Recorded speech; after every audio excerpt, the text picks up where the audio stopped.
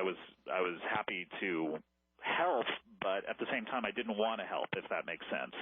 So you talk about walking that line.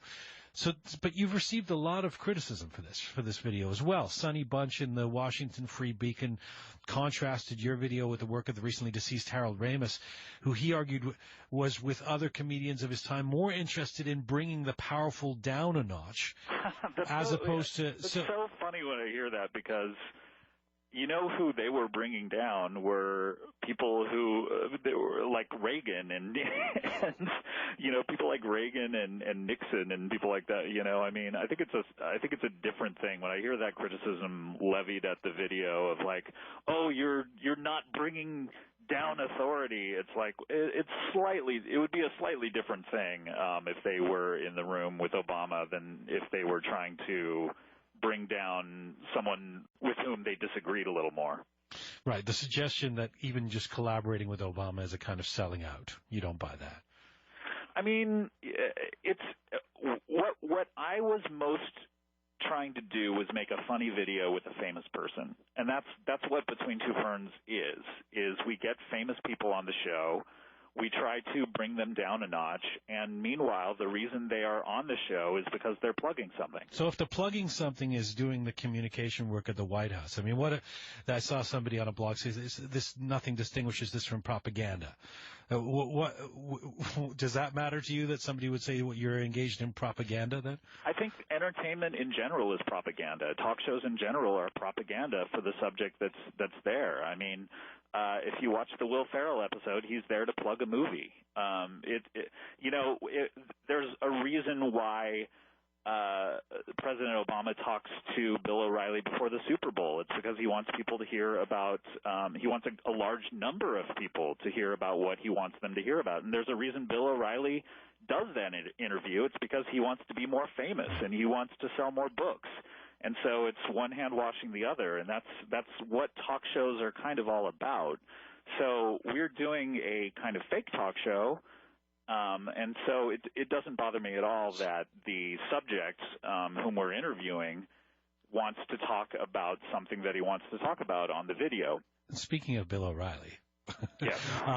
What's your perspective, or you and Zach, I guess, what's your perspective on the criticism that the president has taken over this, about the seriousness of office being undermined? I think it was O'Reilly who said Lincoln wouldn't have done an episode of Between Two Ferns, right? What do you make of that? I think that presidents have communicated through humor ever since the presidency was established. I mean, as a lot of people have said, Lincoln told stories, and he told off-color stories to people in order to communicate his points. And a lot of Lincoln historians who have written more widely, more better reviewed books than Bill O'Reilly's about Lincoln have said that Bill O'Reilly is incorrect, that Lincoln most certainly would have done Between Two Ferns had it been something that existed, if all the timing were right, where if Lincoln were alive now or if Between Two Ferns and the Internet existed back then.